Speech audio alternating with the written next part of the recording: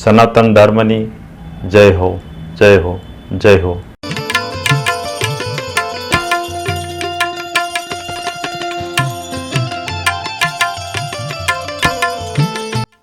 જય ગુરુ મહારાજ, જય ગુરુદેવ, જય સિયારામ, હરિઓમ. હું વૈદ્ય ચંદુભાઈ ચલાળિયા, મારો અનુભવ ચેનલ ભાવનગર. તો માં ગંગા સતીની 52 વાણી છે. એમાં 2 વાણીમાં માએ કળજુગ વિશે કીધું છે. 132 વર્ષ લગભગ માં ગંગા સતીએ દેહ છોડ્યો એને થયા. આ એ પહેલાં એને વાણી લખી અને કળજુગમાં શું થશે એવું માએ 132 વર્ષ પહેલાં કહી દીધું. અને આવું મહાપુરુષો ક્યારે કહેતા હોય છે? આવી આગમવાણી કઈ રીતે કહી શકતા હોય? તો મારી મતિ પ્રમાણે જે મહાપુરુષો એમની જે મૂળ સ્થિતિમાં જઈ અને જે કાંઈ એને દેખાય ભવિષ્યનું જોઈ અને પછી એ સ્થિતિમાંથી બહાર આવ્યા પછી આવું કહેતા હોય, આવી મારી માન્યતા છે. તો 132 વર્ષ પહેલાં માએ અત્યારે જે બધું બને છે આપણે મીડિયાના માધ્યમથી જોઈએ છીએ એ 132 વર્ષ પહેલાં કીધું હતું માએ કે હવે કળજુગ આવ્યો કારમોને, તમે સુણજો નરને નાર, ભક્તિ ધર્મ તે માહે લોપાશે, રહેશે નહીં મર્યાદા.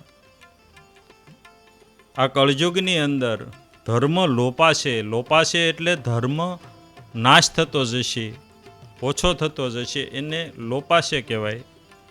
અને મર્યાદા રહેશે નહીં. આજે તમે જુઓ કાંઈ પણ મર્યાદા હોય તો છે, નથી એવું નથી, પણ જે પહેલાં મર્યાદા હતી એવી મર્યાદા નથી. નથી દીકરીમાં મર્યાદા, નથી માની અંદર મર્યાદા, નથી બાપની અંદર, નથી ભાઈની અંદર, નથી સાધુમાં મર્યાદા, નથી સંતોમાં મર્યાદા. અને સાધુ સંતો જે કહેવાતા હોય એ જે ખાલી કપડાં રંગીને ફરતા હોય એવા સાધુની વાત છે, સંતોની વાત છે. ખરેખર જે સંતો છે એ તો એની મર્યાદામાં જ છે, પણ રહેશે નહીં મર્યાદા.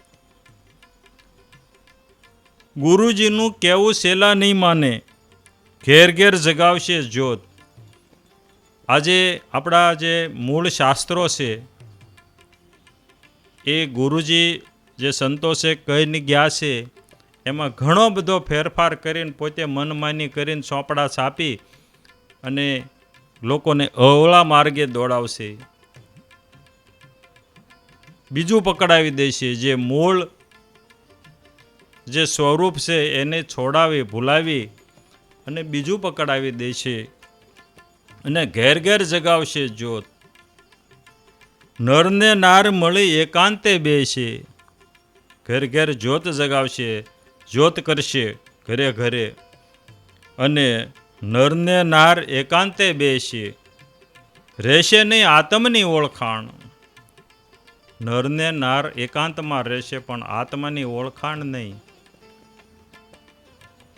આજે મીડિયાના માધ્યમથી અને ઘણા બધા જોતા છે. અહીંયા મારી મર્યાદા છે એટલે હું મર્યાદાથી બહાર નહીં બોલી શકું, પણ તમે બધાએ ઘણા બધા જોતા જશો કે નરનાર એકાંતે મળી અને આત્માની ઓળખાણ માટે નહીં મળે. ધર્મને આડો રાખી અને કેવા કેવા કામ કરશે. વિષયના વેપારમાં ગુરુજીને વામશે, વિષયના વેપારમાં ગુરુજીને વામશે. જૂઠા હશે નરને નાર, ગુરુજીને ધંધા કરાવશે, દુકાનો કરાવશે, શોપિંગો કરાવશે, ભાડા ખાશે. આ વેપાર કરો ને આ વેપાર કરો, આશ્રમના નામે આમ કરો ને તેમ કરો. અને જૂઠા હશે નરને નાર, આવું બધું કરાવશે રોજ 50,000 રૂપિયા, 1,00,000 2 લાખનું દાન કરશે અને પછી એક હારે કરોડ 2 કરોડનું આશ્રમનું બૂસ મારશે. આવા હશે નરને નાર. આદ ધર્મની ઓથ લેશે પણ નહીં રાખે અલખ ઓળખાણ. આદ ધર્મની ઓથ લેશે પણ નહીં રાખે અલખ ઓળખાણ. અલખની ઓળખાણ નહીં કરે, બીજું બધું કરશે, નથી કરવાનું એ. ભાઈ રે એકબીજાના અવગુણ જોશે, કરશે તાણાવાણ. આ ધર્મવાળા આમ કરે છે, આ ધર્મવાળા આમ કરે છે, આ બધાય અવગુણ જોશે અને તાણાવાણ કરશે. પછી શું થશે? કજિયા કલેશની વૃદ્ધિ થશે અને નહીં આવે ધણી માટે દ્વાર.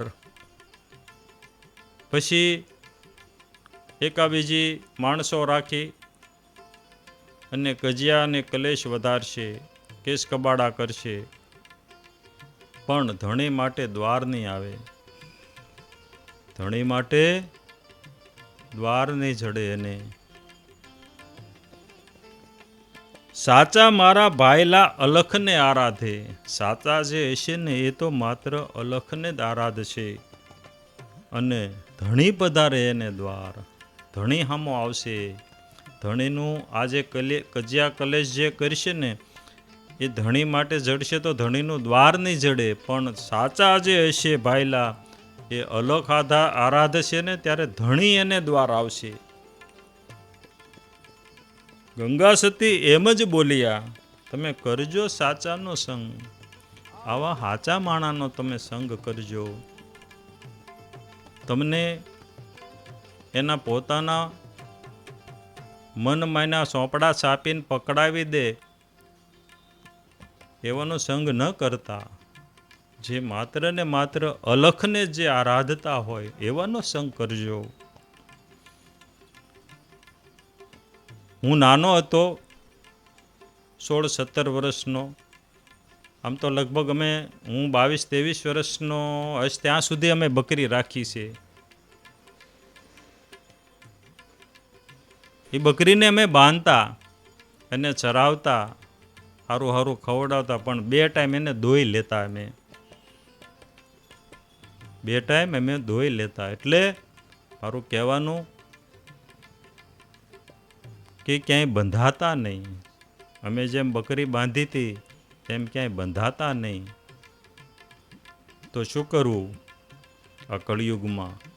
મને એવું લાગે છે કાંઈ નહીં, બસ આવા મહાપુરુષની માં ગંગા સતી, કહળસંગ બાપુ, પાનબાઈ, એમની જે વાણી છે આ પુસ્તિકાની અંદર આશ્રમમાંથી મગાવી લ્યો અને આનો અભ્યાસ કરો.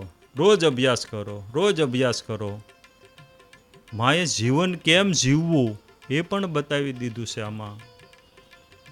અને અલખને કેમ આરાધવા એ પણ બધું બતાવી દીધું છે. કાંઈ ન કરો, બસ રોજ એક વાણીનો અભ્યાસ કરો. રોજ એક વાણીનો અંદરથી જ ખુલવા મળશે બધું. કોઈની પાસે જવાની જરૂર નથી ને કોઈની પાસે બંધાવવાની જરૂર નથી. જય ગુરુ મહારાજ, જય ગુરુદેવ, જય સિયારામ, હરિઓમ. આગળના વિડીયો જોવા માટે આ રીતે ચેનલ સબસ્ક્રાઈબ કરો.